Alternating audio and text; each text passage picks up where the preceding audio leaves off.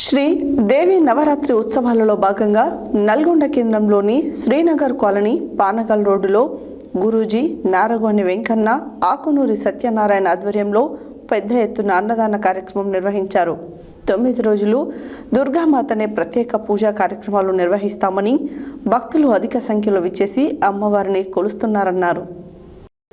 శ్రీదేవి నవరాత్రి ఉత్సవాలలో భాగంగా నల్గొండ కేంద్రంలోని శ్రీనగర్ కాలనీ పానగల్లు రోడ్డులో గురూజీ నారగోని వెంకన్న ఆకునూరి సత్యనారాయణ ఆధ్వర్యంలో పెద్ద ఎత్తున అన్నదాన కార్యక్రమం నిర్వహించడం జరిగింది. 9 రోజులు దుర్గామాతనే ప్రత్యేక పూజా కార్యక్రమాలు నిర్వహిస్తామని భక్తులు అధిక సంఖ్యలో విచ్చేసి అమ్మవారిని దర్శించుకున్నారు. దుర్గామాత పూజా కార్యక్రమం అనంతరం అన్నదానంతో పాటు శాశ్వత అన్నప్రసాద పులిహోరదాత తాండూరి ధనంజయ్ చారి, శ్రీ రేణుక లక్ష్మి గోల్డ్ స్మిత ఆధ్వర్యంలో భవానీ భక్తులకు, కాలనీవాసులకు అన్న వితరణ కార్యక్రమం మరియు పులిహోర పంపిణీ చేశారు.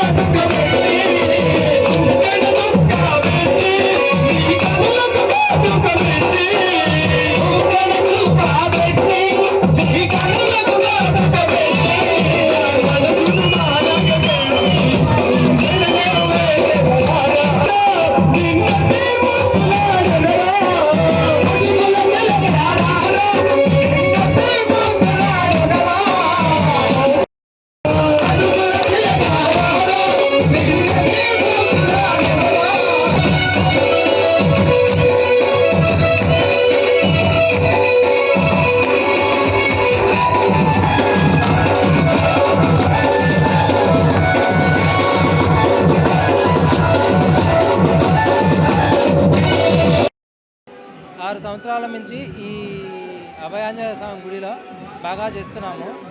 ఇంకా మంచిగా చేయాలని కోరుకుంటున్నాను. అందరూ మంచిగా ఉండాలని కోరుకుంటున్నాను. మన హనుమాన్ గుడిలో శ్రీనగర్ కాలనీలో దాదాపుగా 6 సంవత్సరాల నుంచి అభిషేకాలు అన్నదానాలు అవుతున్నాయి. ఇక్కడ మాలలు కూడా వేయబడుతున్నాయి.